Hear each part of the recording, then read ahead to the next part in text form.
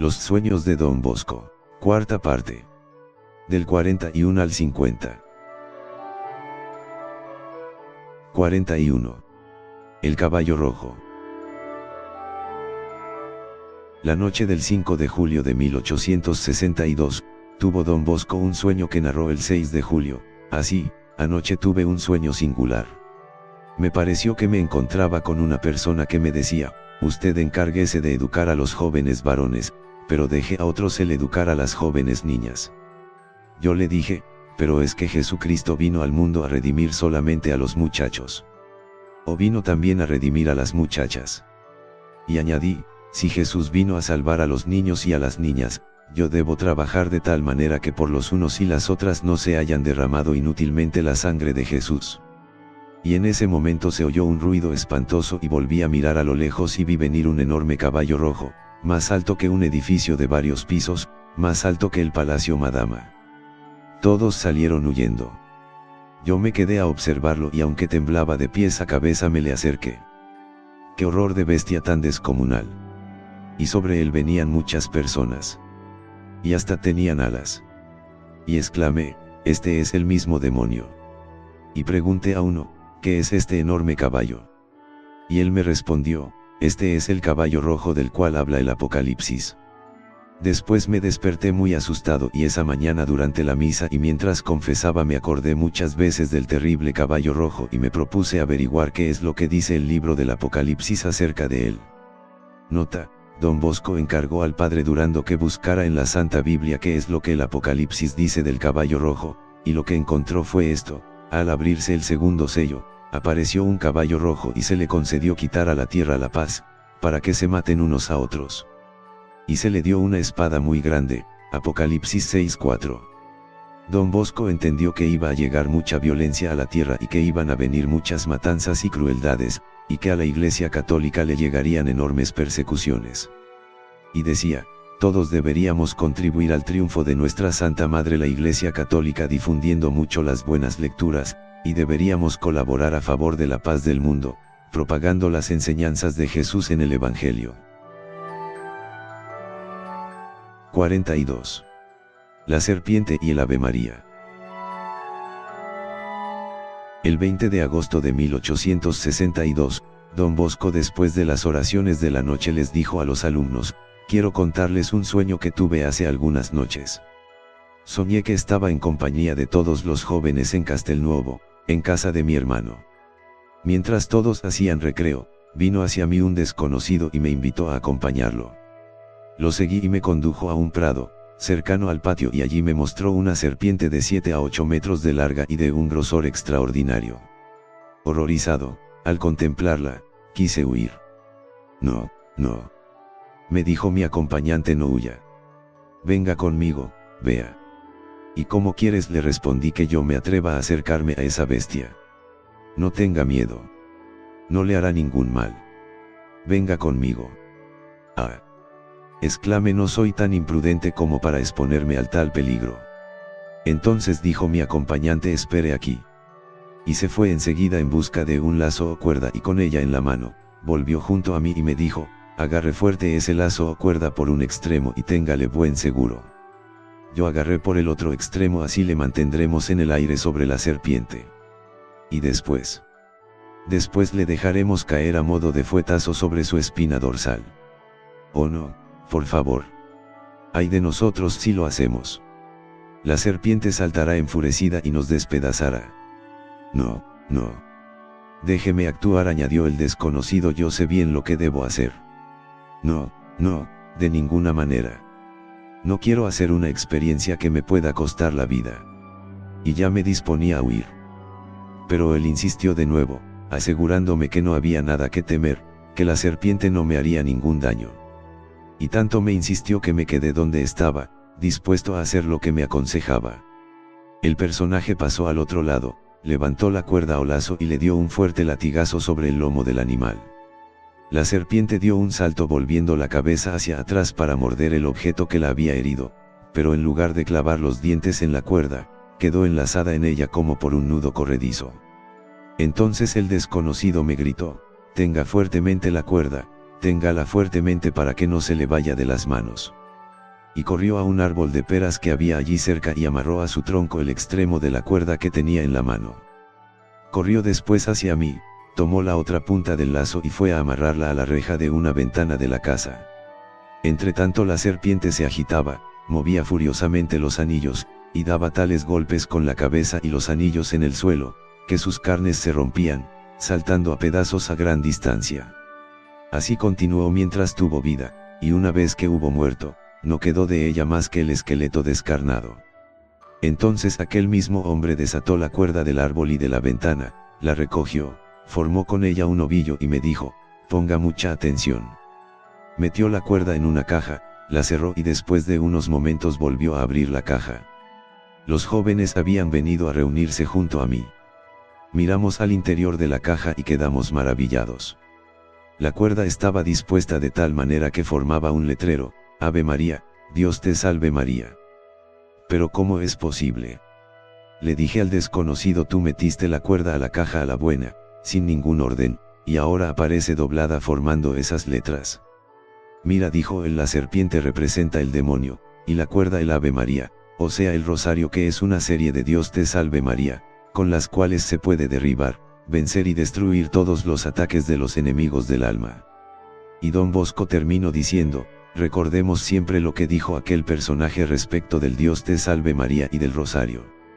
Recemos devotamente esta bella oración ante cualquier asalto de las tentaciones, con la seguridad de que saldremos victoriosos. Explicación: el árbol de peras es el mismo en el cual San Juan Bosco cuando era niño amarraba una cuerda para dar funciones de acrobacia a los campesinos y así poder enseñarles luego el catecismo. Don Bosco fue siempre un entusiasta del rosario. En sus casas se rezaban todos los días, y él insistía en que con el rezo del Santo Rosario se logra alejar y vencer los enemigos del alma y conseguir maravillosos favores del cielo. En los últimos años de su vida, cuando ya casi no podía salir por la noche de su habitación y la luz le hacía mucho daño a los ojos, varios de sus amigos se iban a la habitación del santo cada noche a rezar con él el Santo Rosario, en plena oscuridad.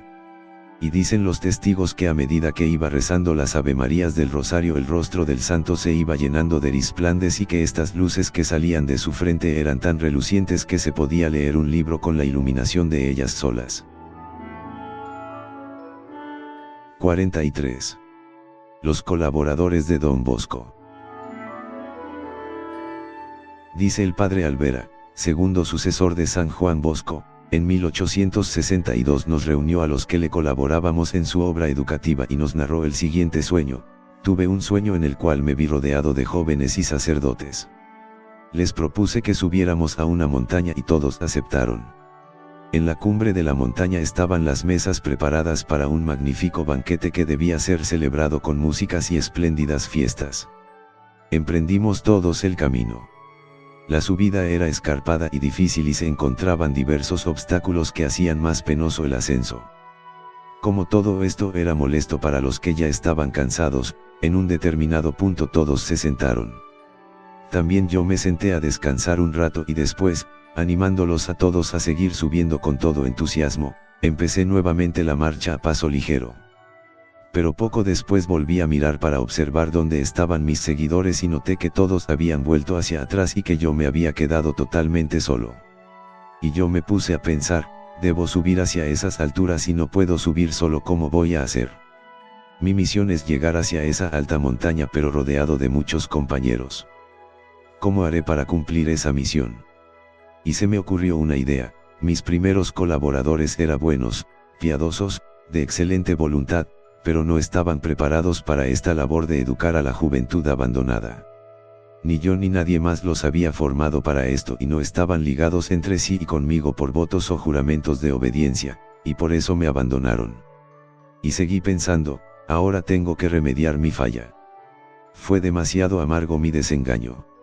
Ahora veo claramente lo que debo hacer: no puedo contar con los que yo no haya formado para esta misión. Volveré a la base del monte. Reuniré a muchos jovencitos. Haré que me quieran. Los adiestraré para que sepan aguantar con entusiasmo los sufrimientos que existen en la tarea de educar a la juventud, y aprenderán a soportar pruebas y sacrificios. Me obedecerán de muy buena voluntad. Y subiremos juntos al monte del Señor. Explicación: al terminar la narración de este sueño, don Bosco les dijo a sus colaboradores, los jóvenes salesianos de su comunidad, que apenas llevaba 3 años de fundada: yo he puesto en ustedes toda mi confianza y toda mi esperanza. Y luego durante 1 hora les habló con entusiasmo de los muchos bienes espirituales que consigue para esta vida y para la eternidad quien se dedica a la vida religiosa y a la educación de la juventud. Y les prometió que la Virgen Santísima conseguirá inmensos premios para quienes se consagren a educar a los jóvenes abandonados. Don Bosco estaba trabajando desde 1841 a favor de la niñez abandonada. Muchos sacerdotes y apóstoles laicos llegaron a colaborarle, pero después de pocos meses o años, se retiraban porque les parecía que aquella labor era demasiado difícil e ingrata. Hasta que al fin, por iluminación del cielo, el santo dispuso formar como educadores de los niños pobres, a esos mismos niños pobres, y así fue formando de entre sus mejores alumnos un grupito que le colaboraba, y en 1859 fundó con 18 de ellos la comunidad salesiana que ahora está en 105 países con 1.300 colegios para gente de clases populares y con 17.000 salesianos. Todos los primeros salesianos de Don Bosco fueron niños pobres que él recogió y educó en sus oratorios y a los cuales por medio de sus excelentes ejemplos y sus sabios consejos convirtió en apóstoles de la juventud. 44. Asistencia a un niño moribundo. El sábado 20 de diciembre de 1862, Don Bosco dijo al alumnado: el día de Navidad, uno de nosotros habrá viajado hacia el paraíso. Los jóvenes se asomaron a la enfermería para ver si había algún enfermo, pero no había ninguno. El 21 fueron también a observar y no había nadie enfermo allí. Pero el 22 de diciembre el buenísimo jovencito José Blangino, de 10 años, empezó a sentirse mal y lo llevaron a la enfermería. Como la enfermedad se agravó, fue llamado el médico, el cual declaró que la enfermedad era mortal. El 23 de diciembre se le administró el viático y el 24 a las 2:30 de la madrugada murió santamente. Entonces aquel día Don Bosco narró el sueño que había tenido la semana anterior: soñé que junto con el padre Alazonati y mi mamá, que murió hace 6 años, estábamos asistiendo al jovencito. ¿Se ha muerto? Yo le pregunté: ¿de veras se ha muerto? Y ella me respondió: sí, ha muerto. ¿Y qué hora es? Van a ser las 3 de la madrugada. Entonces el padre Alazonati exclamó: quiera Dios que todos nuestros jóvenes logren morir así, con tanta tranquilidad y paz. Esta madrugada oí un golpe fortísimo como si alguien le hubiera dado con un cartel en la pared. Me desperté y exclamé: Blangino ha partido hacia la eternidad. Recé luego de una oración por su bendita alma, y enseguida el reloj de la torre dio las 2:30 de la madrugada. Explicación: el 23 a las 10 de la noche Don Bosco estaba en la enfermería visitando al enfermito Blangino. El padre Rúa le dijo: si quiere yo me quedo aquí toda la noche, para asistir al niño a la hora de su muerte. Y Don Bosco le respondió: no es necesario que se quede toda la noche. Váyase a dormir y ordene que a las 2 de la madrugada lo llamen para venir a asistirlo en sus últimos momentos. A las 2 de la madrugada fueron a llamar al padre Rúa. Vino enseguida a auxiliar espiritualmente al niño Blangino y este murió santamente a las 2:30. 45.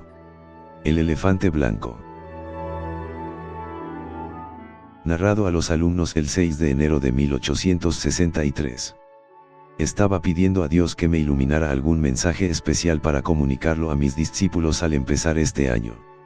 Y tuve el siguiente sueño: soñé que era día de fiesta y que el patio estaba lleno de alumnos que jugaban y se divertían.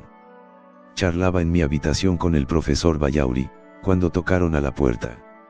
Salí a ver quién era y me encontré con mi madre, muerta hace 6 años, la cual me dijo emocionada: ven a ver, ven a ver. Me asomé al corredor y vi en medio del patio, entre los alumnos, a un elefante de tamaño colosal. Muchos de los jóvenes se habían acercado al elefante y este parecía ser manso y se divertía correteando con ellos por el patio. Bastantes muchachos jugaban con él, pero la mayoría tuvieron temor y corrieron a refugiarse en la iglesia. Sonó la campana para ir al templo y todo el alumnado se dirigió hacia allí y también el elefante entró a la iglesia. Pero en el momento en el que se presentó la Santa Hostia para adorarla y todos los alumnos se arrodillaban, El elefante volvió la espalda y se colocó mirando hacia el lado contrario del altar. Y al salir otra vez al patio, sucedió una escena desagradable. Un grupo de jóvenes organizó una procesión con un estandarte de la Virgen que tenía esta inscripción: Santa María, socorred a los necesitados. Tan pronto como el elefante vio el estandarte se volvió furioso y empezó a dar terribles bramidos y a atacar a todos los que encontraba, y agarrando con la trompa a los que estaban más cerca de él, los levantaba en lo alto, los lanzaba hacia el suelo y los pisoteaba, haciendo así un estrago horrible. El susto y la confusión eran terribles. Unos lloraban, otros gritaban. Algunos al verse heridos pedían auxilio a sus compañeros, mientras otros, caso verdaderamente horrible, hacían un pacto con el elefante para ser amigos suyos y traerle nuevas víctimas para que las destrozara. Mientras todo esto sucedía, la imagen de la Virgen que hay en el patio fue creciendo y se llenó de vida y se convirtió en una persona de elevada estatura. Levantó los brazos y abrió el manto, y su manto se volvió tan grande y extenso que alcanzó para cobijar a todos los que se quisieron refugiar debajo de él. Los primeros en correr a refugiarse bajo el manto de la Santísima Virgen fueron los jóvenes de mejor conducta. Pero al ver la Madre Santa que muchos no acudían a refugiarse bajo su manto, empezó a gritar fuertemente: «Vengan a mí, todos». Y el número de jóvenes que se refugiaban bajo el manto de la Virgen aumentaba cada vez más. Pero algunos no hacían caso y no iban a refugiarse allí y resultaban heridos. La Virgen seguía llamando a todos pero muchos no le hacían caso. El elefante seguía destrozando cada vez más y más, y algunos jóvenes armados de espadas impedían que sus compañeros fueran a refugiarse junto a la Madre de Dios. Y a esos no les hacía ningún daño el elefante. Varios muchachos de los que estaban refugiados bajo el manto, animados por la Santísima Virgen, empezaron a hacer salidas a arrebatarle al elefante sus víctimas y traían a los jóvenes heridos y al colocarlos bajo el manto de la Virgen, los heridos quedaban totalmente curados. Estos enviados de la Virgen se armaron de palos y empezaron a atacar al elefante y a alejarlo de sus víctimas y a alejar también a los cómplices que colaboraban con la bestia. Y no cesaban de obrar valientemente, aun a costa de sus vidas, y así fueron consiguiendo poner a salvo a casi todos. El patio parecía un desierto. Algunos muchachos estaban tendidos en el suelo, casi muertos. Junto al manto de la Virgen se veía un enorme grupo de jóvenes. Más allá a cierta distancia estaba el elefante con 10 o 12 muchachos que le habían ayudado en su labor destructora. Y de pronto el animal, irguiéndose sobre sus dos patas, se convirtió en un horrible fantasma de largos cuernos, y tomando un manto negro y una red, envolvió en ella a los miserables jóvenes que le habían ayudado a hacer el mal a los demás, dando al mismo tiempo un tremendo rugido. Enseguida los envolvió a todos una nube de humo muy negro, y abriéndose la tierra, desaparecieron con el monstruo. Me volví hacia la Virgen y vi escrito en su manto esta frase: «Los que me honran, poseerán la vida eterna». Después de la desaparición del elefante, todo quedó tranquilo y la Virgen les dijo a los jóvenes: «Una de las causas de muchos males para la juventud son las malas conversaciones. Huyan de los compañeros amigos de Satanás. Eviten las malas conversaciones, especialmente las conversaciones contra la santa virtud de la pureza. Tengan una ilimitada confianza en mí, y mi manto les servirá de refugio seguro». La Virgen desapareció. La estatua del patio volvió a ser la misma de antes. Los jóvenes entonaron un canto a Nuestra Señora, y yo, me desperté. Yo les recomiendo a todos que recuerden las palabras de la Virgen: «Vengan a mí todos. Los que me honran tendrán la vida eterna». Les aconsejo que en toda clase de peligros invoquen a María, y les aseguro que serán escuchados. A los que fueron tan heridos les recomiendo que huyan de los malos compañeros y de las malas conversaciones. Y a los que quieren alejar a los demás de la devoción a la Virgen, y llevarlos a hacer el mal, les pido que cambien su mala conducta o que se alejen de nuestra casa. Y los que desean saber en qué grupo los vi en este sueño, pueden pasar a mi habitación y yo se los diré. Y les repito, los que se dedican a hacer el mal, que dejen su mala conducta o que se alejen de nuestra casa. Buenas noches. Explicación: Don Bosco anotó en un papel los nombres de los heridos y de los que ayudaban a la fiera, y le dio esa lista al padre Durando encargándole que los cuidara de manera especial. A los que vio ayudando a la Virgen a quitarle víctimas al elefante los tuvo después muy en cuenta para aceptarlos como religiosos o proponerles que se hicieran sacerdotes. Varios de los que ayudaban al elefante no quisieron mejorar de conducta y se tuvieron que irse del oratorio. Y los muchachos que iban a la habitación del santo a preguntarle en qué estado espiritual los había visto en el sueño, se quedaban admirados de la precisión con la que les decía cómo tenían su alma. A alguno le dijo: te vi muy herido, pero un compañero tuyo te salvó. Y más tarde le sucedió que se alejó de la religión y se volvió malo, pero un compañero suyo que se había hecho sacerdote salesiano lo convirtió en un sermón. ¿En qué grupo estaremos nosotros? 46. Las tarjetas de la Virgen. Sueño narrado por Don Bosco a sus alumnos en julio de 1863. Soñé que la Santísima Virgen pasaba por en medio de mis discípulos llevando en su mano una cartera bellamente adornada y que a cada uno le ofrecía que sacara por suerte uno de los muchos papelitos que había dentro de la cartera. Me coloqué a su lado y tan pronto como cada uno sacaba su papelito, yo anotaba la frase escrita en el mismo. Todos pasaron a sacar su papelito, menos uno que se quedó alejado. Yo miré entonces lo decía el papelito, y allí estaba escrito: muerte. Si alguno desea saber lo que estaba escrito en el papelito que a él le correspondió, puede pasar a preguntármelo en estos días.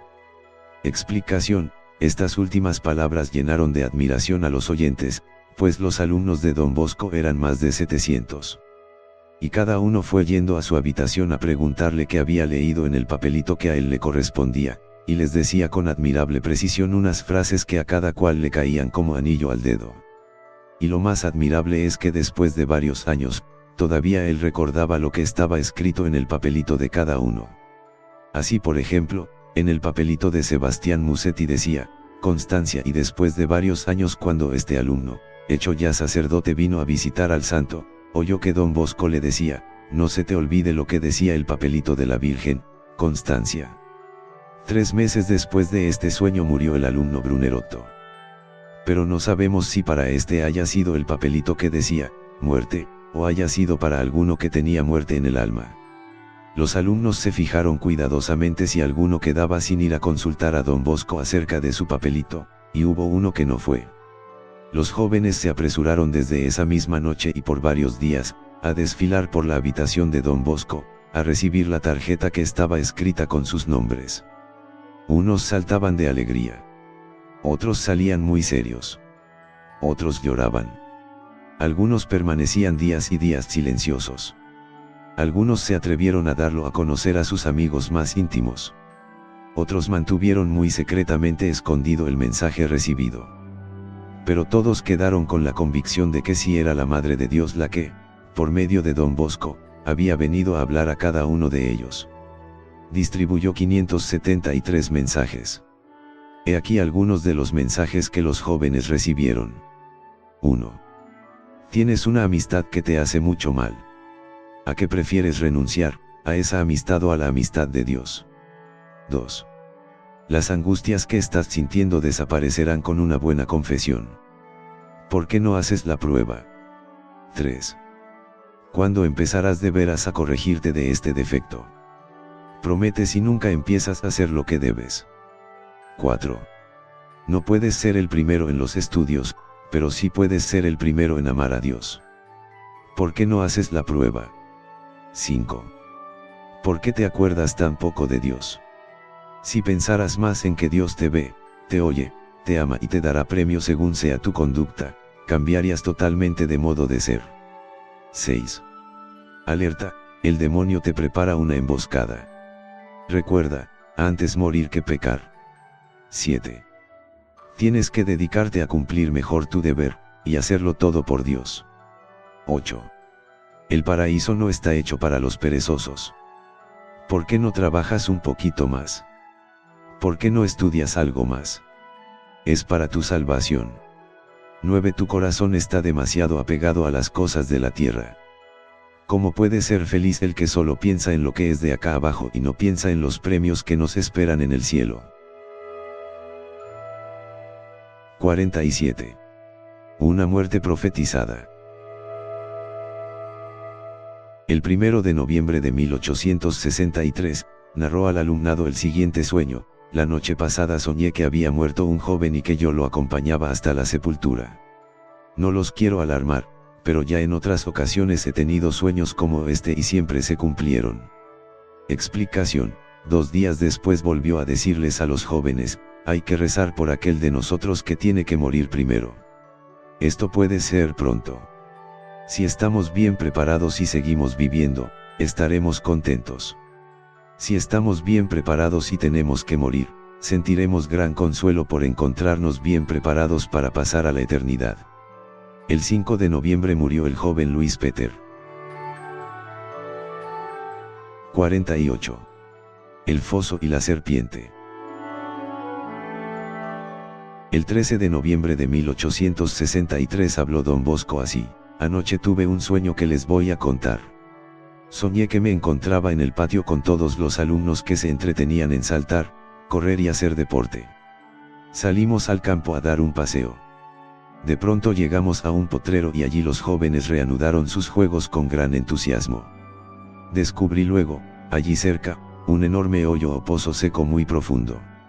Me acerqué luego para examinarlo y para darme cuenta de que no hubiera allí ningún peligro para mis jóvenes, cuando vi en el fondo una horrible serpiente. Su grosor era mayor que el de un caballo, o mejor como el de un elefante, y su enorme cuerpo estaba lleno de manchas amarillas. Me aparté de allí con horror. Pero luego vi que un grupo de jóvenes se dedicaba a saltar por encima de aquel hoyo espantoso. Algunos eran tan pequeños y tan ágiles que lo saltaban y llegaban al otro lado sin ningún peligro. Pero otros de más edad y con el cuerpo más pesado, alcanzaban menor altura e iban a caer en la orilla del foso, y entonces la serpiente abría su espantosa boca y los mordía en los pies, o en una pierna o en el resto del cuerpo. Y sin embargo, muchos imprudentes seguían saltando por encima del foso, y casi nunca quedaban sin recibir alguna grave herida. Entonces un joven me dijo, señalando a un compañero: mira, este saltará una vez y lo hará mal. Saltará una segunda vez y quedará allá. Yo sentía lástima al ver a tantos heridos, unos llagados en los pies, otros en los brazos, y muchos con el corazón desgarrado. Yo les iba preguntando: ¿pero por qué exponerse al peligro saltando sobre el foso? ¿Es que no imaginábamos que nos iba a suceder eso? Me respondían: no imaginábamos que nos iban a llegar estos males. Pero hubo uno que me llenó totalmente de tristeza, era el que me había señalado el joven. Saltó de nuevo y cayó dentro del hondo pozo. Después de unos instantes el monstruo lo lanzó hacia afuera y estaba negro como un carbón, pero aún no estaba muerto y seguía hablando. Los que estábamos allí lo contemplábamos espantados. Explicación: don Bosco les insistió en aquella frase del libro de los Proverbios: el que se expone al peligro, en él perece. Y les recomendó tener mucho cuidado con las amistades peligrosas y con las lecturas impuras y con las ocasiones de pecar. Les repitió la frase del libro Imitación de Cristo: en llegando la ocasión, y en agradándote, caerás. Y aquella otra frase de San Bernardo: en castidad triunfan los cobardes, los que huyen del peligro y de la ocasión, porque si nos exponemos al peligro, nuestras emociones pueden llegar a ser tan violentas que sean más fuertes que la voluntad y nos hagan caer en pecado. Al explicarles lo de aquel que quedó negro como un carbón, les recordó que no estaba todavía muerto, que representaba a los que están en pecado mortal, pero que con la confesión y la penitencia se puede recobrar otra vez la vida de la gracia. Las heridas que se reciben pueden ser los pecados veniales que se cometen por exponerse a las ocasiones de pecar. El caer en el foso y ser víctima del monstruo, significa el caer en pecado mortal. 49. Los cuervos y los jóvenes. En 14 de abril de 1864, habló don Bosco de la siguiente manera a sus muchachos: la noche del 3 de abril soñé que estaba en el balcón mirando a los alumnos que jugaban en el patio, cuando de pronto apareció una gran cantidad de cuervos que se lanzaron contra los jóvenes para picotearlos. La escena que se ofreció a mi vista fue aterradora: a unos le picaban la lengua y se la hacían 1000 pedazos, a otro le daban picotazos en la frente y a aquel le desgarraban el corazón. Y lo más grave es que ninguno gritaba, ni se quejaba. Permanecían indiferentes, como insensibles, sin intentar siquiera defenderse. Y yo pensaba: posible que estos se dejen herir sin lanzar siquiera un grito de dolor. Pero al rato sentí un clamor general, y después vi a los heridos que comenzaban a agitarse, que gritaban, se quejaban y se separaban los unos a los otros. Y me puse a pensar qué significaría todo aquello. Yo observaba atentamente a todos los heridos. Y de pronto apareció un personaje con un vasito lleno de bálsamo o aceite bendito en una mano y se dedicó a curar las heridas de los jóvenes, las cuales apenas les aplicaban el aceite bendito quedaban curadas. Hubo sin embargo varios heridos que no quisieron acercarse a que les curaran sus heridas y no fueron curados. Esto me preocupó mucho y me propuse anotar sus nombres en un papel, pero apenas me disponía a escribir, se oyó un ruido y me desperté. Hice un esfuerzo por retener en la memoria los nombres de los heridos y de los que no quisieron ir a que los curaran. Trataré de hablar con ellos y procuraré convencerlos para que obtengan ser curados de sus heridas. Explicación: Don Bosco le daba mucha importancia a la confesión, a la Sagrada Comunión y a la penitencia. Probablemente le fue dado este mensaje para tratar de convencer a sus discípulos que no se quedaran sin ser curados de las heridas que en el alma deja el pecado, sino que por medio del arrepentimiento, del buen propósito, de la confesión, de la penitencia y de la comunión, obtuvieran la sanción espiritual. En la Santa Biblia el aceite es señalado como remedio para curar heridas. El bálsamo es un aceite de oliva, mezclado con otras esencias vegetales. Los que al principio permanecen indiferentes y nos quejan pero luego empiezan a gritar y a desanimarse son los que en el momento del pecado no sienten remordimiento para cometerlo, pero después quedan con una muy profunda tristeza en el alma por haber cometido la maldad, y haber ofendido a nuestro Señor. 50. Las 10 colinas. Narrado por Don Bosco. El 22 de octubre de 1864 soñé que estaba en un extensísimo valle poblado por miles y miles de jovencitos. Eran tan numerosos que yo nunca había imaginado que en el mundo pudieran existir tantos jóvenes. Estaban allí los alumnos de este y los alumnos que nuestras obras tendrán en los años venideros. Mezclados con ellos estaban los sacerdotes y los clérigos.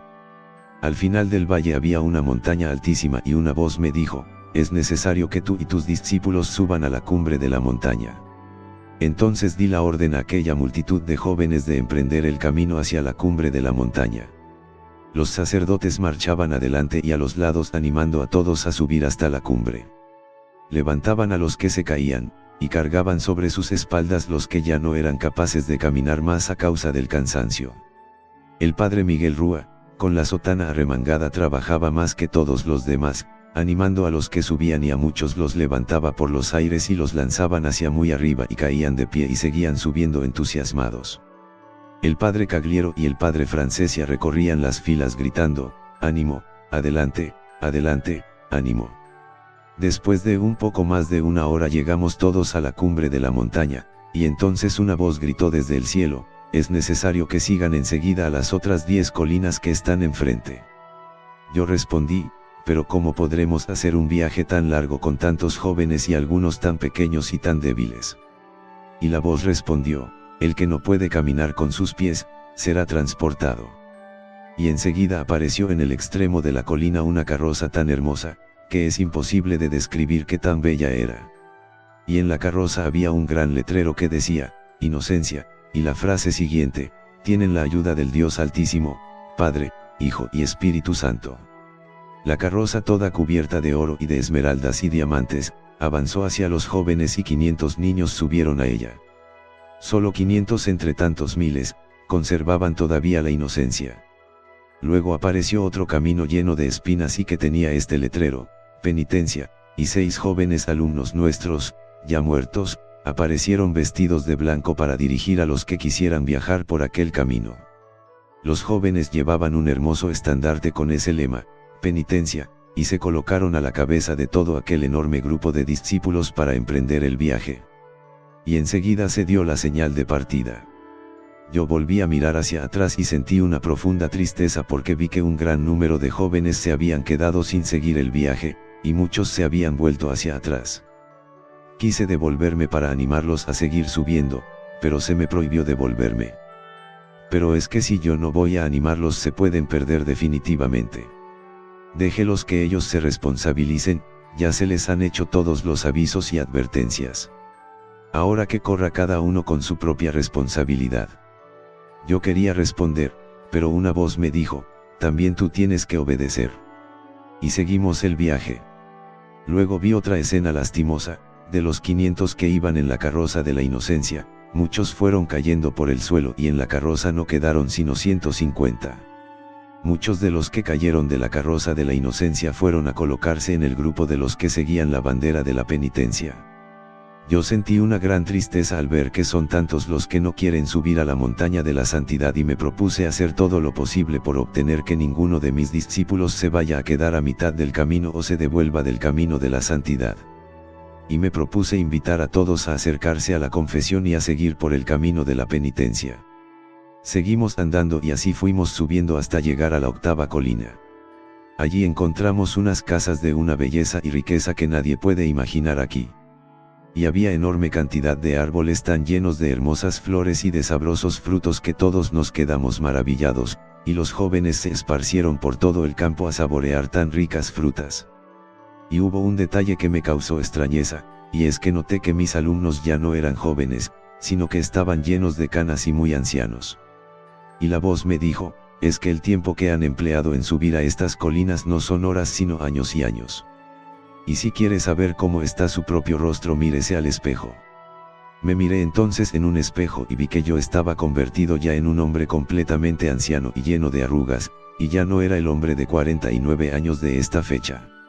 Seguimos el viaje y algunos de mis discípulos querían quedarse en el camino entretenidos en lo que por allí veían, pero yo los animaba diciéndoles, ánimo, sigamos adelante sin detenernos en anda por el camino. Y apareció a lo lejos la 10ª colina y en ella una luz tan extraordinariamente bella, y unas músicas tan infinitamente hermosas que yo de pura emoción, me desperté. Explicación: Don Bosco les dijo a los jóvenes que las 10 colinas son los 10 mandamientos que es necesario cumplir para subir al cielo.